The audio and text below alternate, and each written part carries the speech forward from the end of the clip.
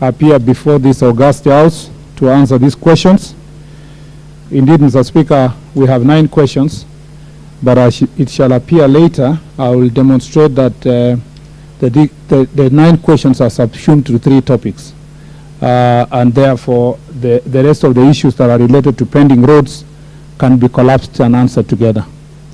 Mr. Speaker, on this particular question, allow me, Mr. Speaker, to appreciate the Honourable Member for this question, Honourable Joyce Kamene, and to note for the good of the House that indeed we have a challenge in the country when dealing with matters related or touching on pedestrians. Statistics from NTSA, Mr. Speaker, show that we lost 1,383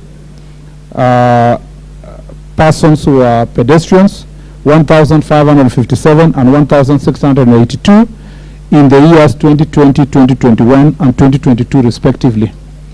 It is, Mr. Speaker, saddening that we continue losing lives as a result of lack of infrastructure and sometimes recklessness on the road. The reasons are because of inadequate facilities for non-motorized traffic, including cycling and footpaths. In this case, the Ministry has prioritized incorporation of non-motorized transport as part of national transport policy.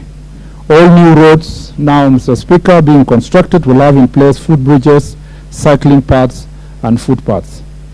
Under Kura, already, Mr. Speaker, 300 kilometers of footpaths have been done in the last 5 years. 12 footbridges have been built, 8 of them being in Outer Ring Road here in Nairobi, and others spread in an identified location across Nairobi City. There is a policy to ensure road furniture and road markings. Road furniture, Mr. Speaker, the signage and the material used to protect road users are in good condition, and where traffic calm measures are used, that they are compliant with stipulated standards.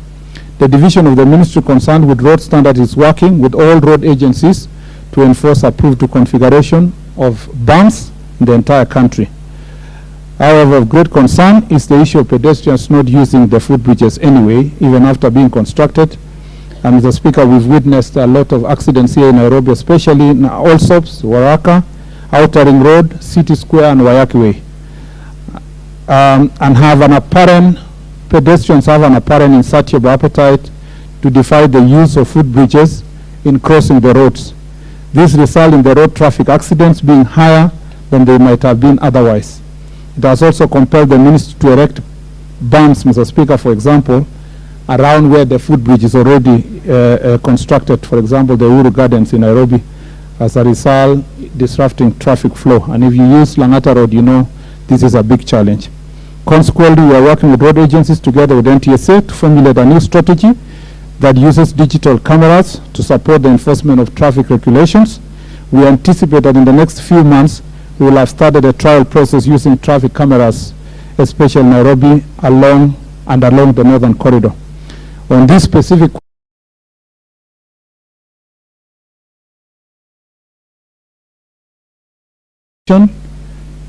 of 3 number of footbridges along Mombasa Road at the following locations, Mr. Speaker.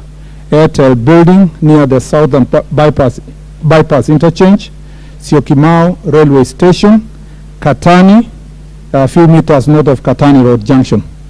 The works are scheduled to commence on 27th of April 2023 with contract completion date of 26th October 2025.